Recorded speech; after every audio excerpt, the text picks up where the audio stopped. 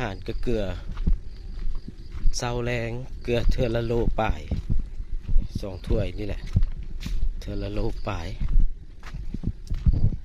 ซื้อมาเป็นเปล่าเด็กำลังยุบมาเห็นบ่ไอ้น้อง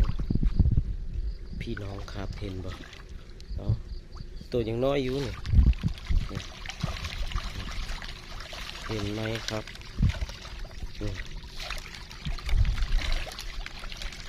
ให้เค็มๆแล้วเป็นปลาดุกนี่เค็มๆปลาดุกนาก็ซื้อเป็นกิโลมาประมาณ 8-9 กิโลแหละซื้อมาปล่อยโลละ70-80โคตรมันแพง